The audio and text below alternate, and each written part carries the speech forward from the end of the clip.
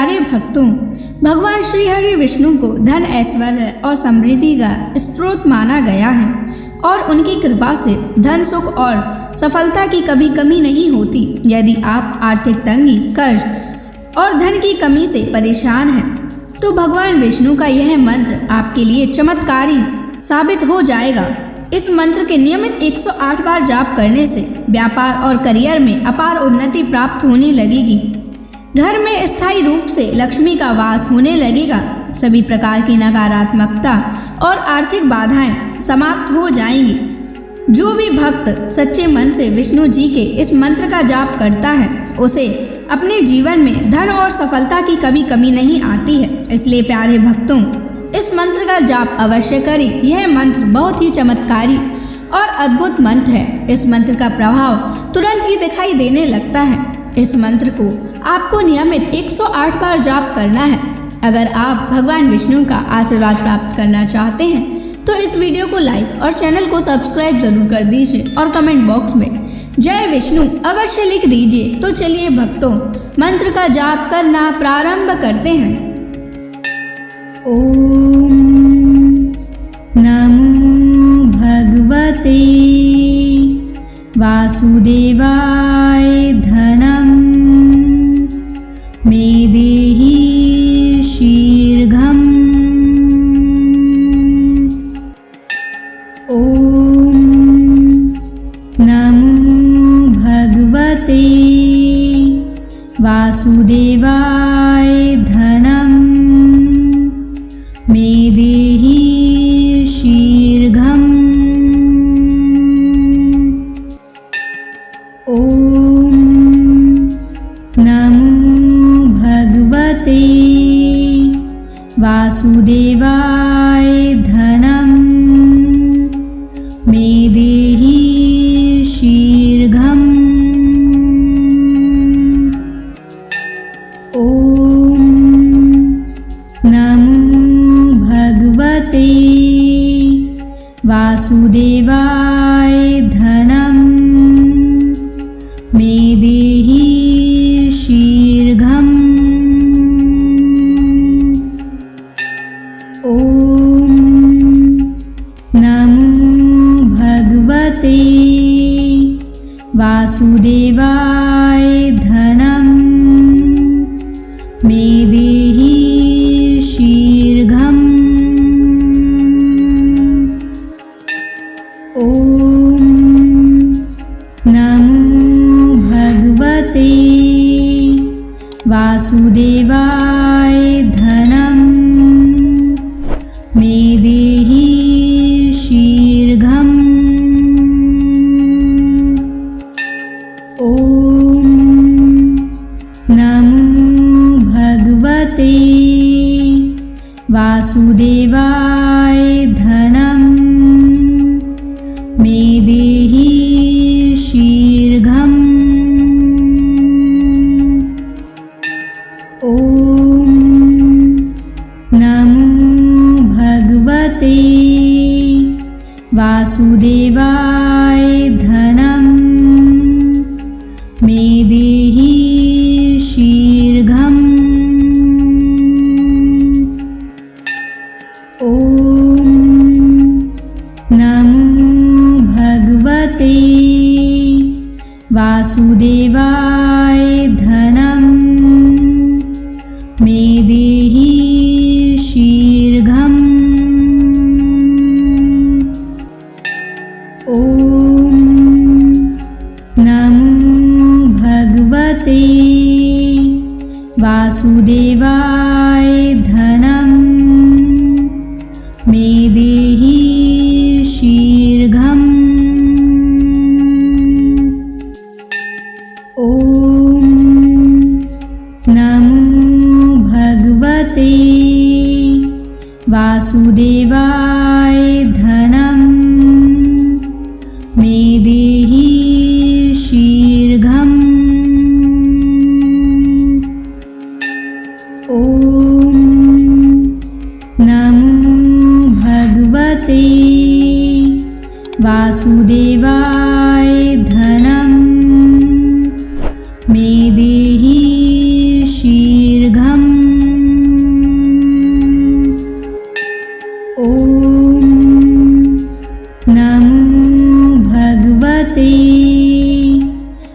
वासुदेवाय धनं मे देहि शीघ्रम्। ॐ नमो भगवते वासुदेवाय धनं मे देहि शीघ्रम्। ॐ नमो भगवते वासुदेवाय धनं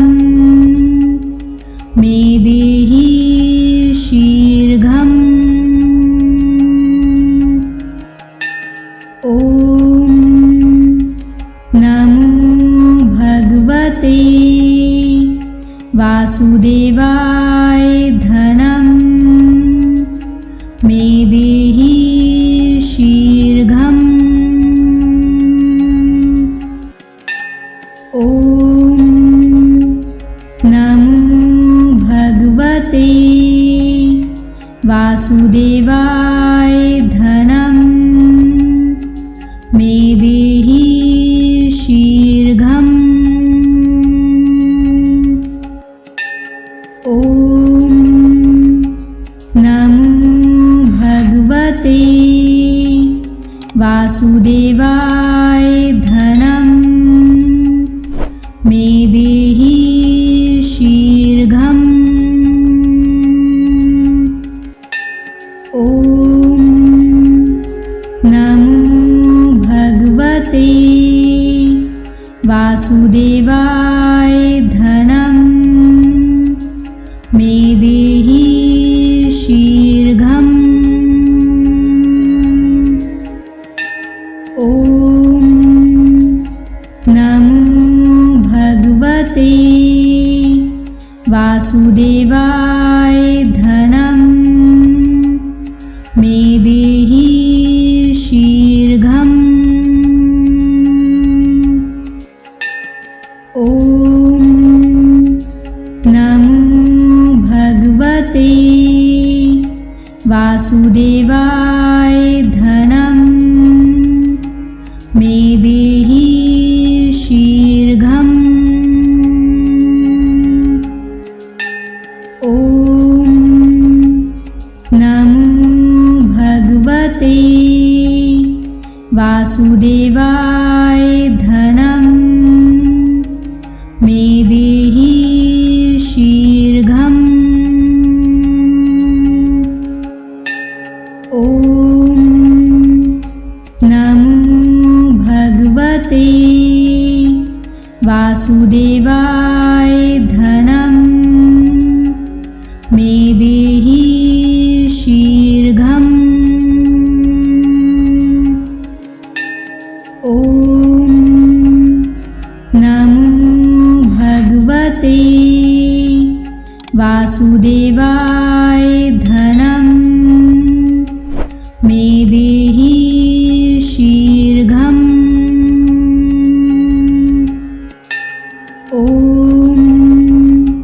नमो भगवते वासुदेवाय धनं मे देहि शीघ्रम्। ॐ नमो भगवते वासुदेवाय धनं मे देहि शीघ्रम्। ॐ नमो भगवते वासुदेवाय धनं मे देहि शीघ्रम्। ॐ नमो भगवते वासुदेवाय धनं मे देहि शीघ्रम्। ॐ नमो भगवते वासुदेवाय धनं मे देहि शीघ्रम्। ॐ नमो भगवते वासुदेवाय धनं मे देहि शीघ्रम्। ॐ नमो भगवते वासुदेवाय धनं मे देहि शीघ्रम्। ॐ नमो भगवते वासुदेवाय धनं मे देहि शीघ्रम्। ॐ नमो भगवते वासुदेवाय धनं मे देहि शीघ्रम्। ॐ नमो भगवते वासुदेवाय धनं मे देहि शीघ्रम्। ॐ नमो भगवते वासुदेवाय धनं मे देहि शीघ्रम्। ॐ नमो भगवते वासुदेवाय धनं मे देहि शीघ्रम्। ॐ नमो भगवते वासुदेवाय धनं मे देहि शीघ्रम्। ॐ नमो भगवते वासुदेवाय धनं मे देहि शीघ्रम्। ॐ नमो भगवते वासुदेवाय धनं मे देहि शीघ्रम्। ॐ नमो भगवते वासुदेवाय धनं मे देहि शीघ्रम्। ॐ नमो भगवते वासुदेवाय धनं मे देहि शीघ्रम्। ॐ नमो भगवते वासुदेवाय धनं मे देहि शीघ्रम्। ॐ नमो भगवते वासुदेवाय धनं मे देहि शीघ्रम्। ॐ नमो भगवते वासुदेवाय धनं मे देहि शीघ्रम्। ॐ नमो भगवते वासुदेवाय धनं मे देहि शीघ्रम्। ॐ नमो भगवते वासुदेवाय धनं मे देहि शीघ्रम्। ॐ नमो भगवते वासुदेवाय धनं मे देहि शीघ्रम्। ॐ नमो भगवते वासुदेवाय धनं मे देहि शीघ्रम्। ॐ नमो भगवते वासुदेवाय धनं मे देहि शीघ्रम्। ॐ नमो भगवते वासुदेवाय धनं मे देहि शीघ्रम्। ॐ नमो भगवते वासुदेवाय धनं मे देहि शीघ्रम्। ॐ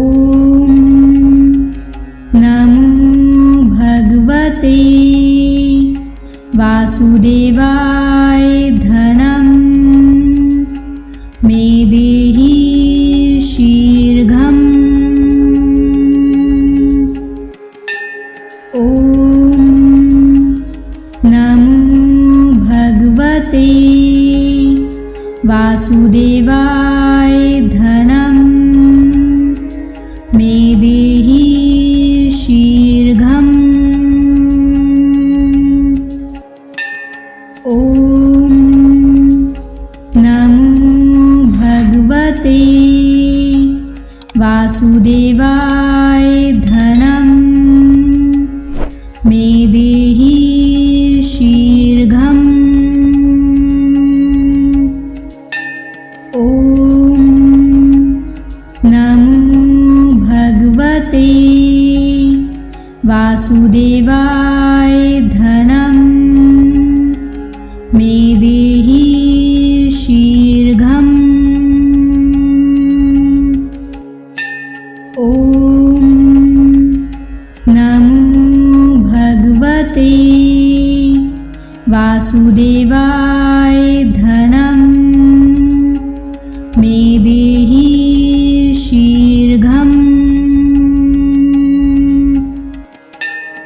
ॐ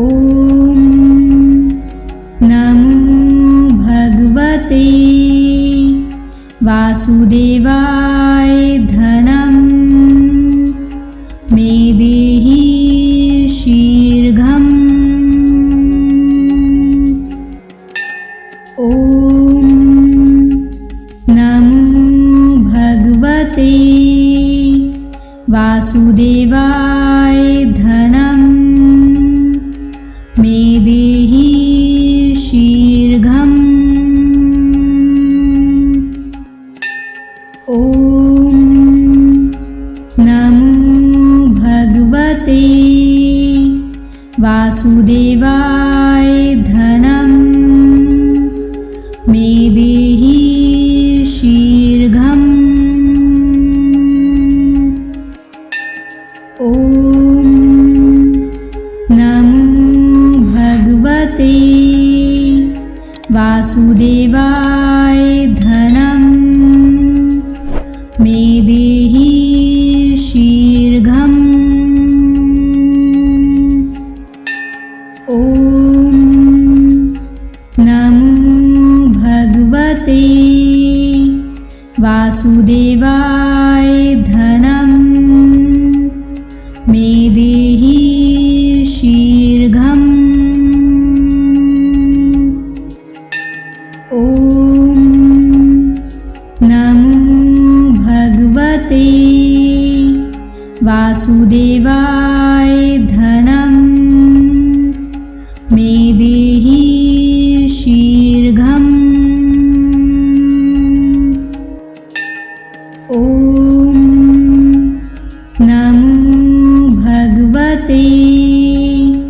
वासुदेवाय धनं मे देहि शीघ्रम्। ॐ नमो भगवते वासुदेवाय धनं मे देहि शीघ्रम्। ॐ नमो भगवते वासुदेवाय धनं मे देहि शीघ्रम्। ॐ नमो भगवते वासुदेवाय धनं मे देहि शीघ्रम्। ॐ नमो भगवते वासुदेवाय धनं मे देहि शीघ्रम्। ॐ नमो भगवते वासुदेवाय धनं मे देहि शीघ्रम्। ॐ नमो भगवते वासुदेवाय धनं मे देहि शीघ्रम्। ॐ नमो भगवते वासुदेवाय धनं मे देहि शीघ्रम्। ॐ नमो भगवते वासुदेवाय धनं मे देहि शीघ्रम्। ॐ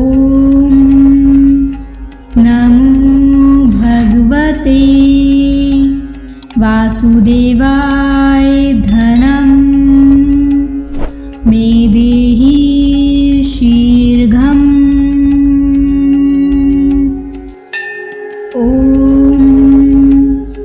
नमो भगवते वासुदेवाय धनं मे देहि शीघ्रम्। ॐ नमो भगवते वासुदेवाय धनं मे देहि शीघ्रम्। ॐ नमो भगवते वासुदेवाय धनं मे देहि शीघ्रम्। ॐ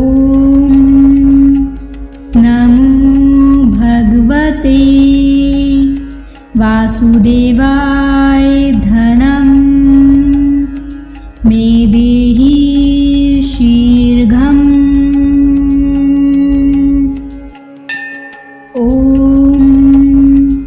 नमो भगवते वासुदेवाय धनं मे देहि शीघ्रम्। ॐ नमो भगवते वासुदेवाय धनं मे देहि शीघ्रम्। ॐ नमो भगवते वासुदेवाय धनं मे देहि शीघ्रम्। ॐ नमो भगवते वासुदेवाय धनं मे देहि शीघ्रम्। ॐ नमो भगवते वासुदेवाय धनं मे देहि शीघ्रम्। ॐ नमो भगवते वासुदेवाय धनं मे देहि शीघ्रम्। ॐ नमो भगवते वासुदेवाय धनं मे देहि शीघ्रम्। ॐ नमो भगवते वासुदेवाय धनं मे देहि शीघ्रम्। ॐ नमो भगवते वासुदेवाय धनं मे देहि शीघ्रम्। ॐ नमो भगवते वासुदेवाय धनं मे देहि शीघ्रम्। ॐ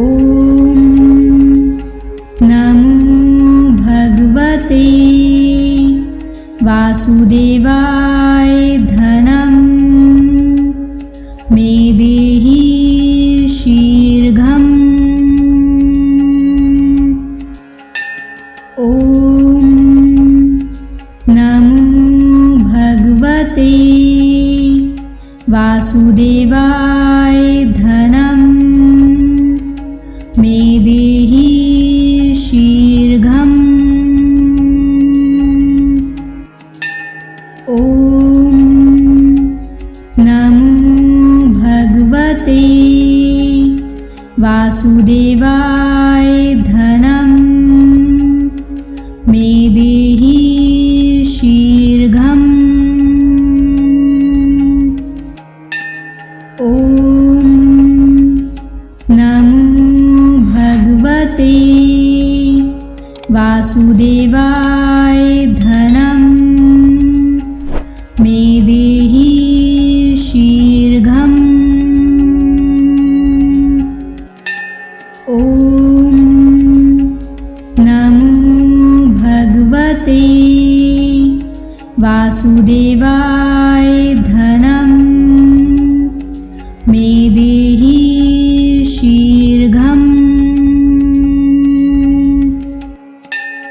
ॐ नमो भगवते वासुदेवाय धनं मे देहि शीघ्रम्। ॐ नमो भगवते वासुदेवाय धनं मे देहि शीघ्रम्। ॐ नमो भगवते वासुदेवाय धनं मे देहि शीघ्रम्। ॐ नमो भगवते वासुदेवाय धनं मे देहि शीघ्रम्। ॐ नमो भगवते वासुदेवाय धनं मे देहि शीघ्रम्। ॐ नमो भगवते वासुदेवाय धनं मे देहि शीघ्रम्। ॐ नमो भगवते वासुदेवाय धनं मे देहि शीघ्रम्। ॐ नमो भगवते वासुदेवाय धनं मे देहि शीघ्रम्। ॐ नमो भगवते वासुदेवाय धनं मे देहि शीघ्रम्। ॐ नमो भगवते वासुदेवाय धनं मे देहि शीघ्रम्। ॐ नमो भगवते वासुदेवाय धनं मे देहि शीघ्रम्। ॐ नमो भगवते वासुदेवाय धनं मे देहि शीघ्रम्। ॐ नमो भगवते वासुदेवाय धनं मे देहि शीघ्रम्। ॐ नमो भगवते वासुदेवाय धनं मे देहि शीघ्रम्। ॐ नमो भगवते वासुदेवाय धनं मे देहि शीघ्रम्। ॐ नमो भगवते वासुदेवाय धनं मे देहि शीघ्रम्। ॐ नमो भगवते वासुदेवाय धनं मे देहि शीघ्रम्। ॐ नमो भगवते वासुदेवाय धनं मे देहि शीघ्रम्। ॐ नमो भगवते वासुदेवाय धनं मे देहि शीघ्रम्। ॐ नमो वासुदेवाय धनं मे देहि शीघ्रम्। ॐ नमो भगवते वासुदेवाय धनं मे देहि शीघ्रम्। ॐ नमो भगवते वासुदेवाय धनं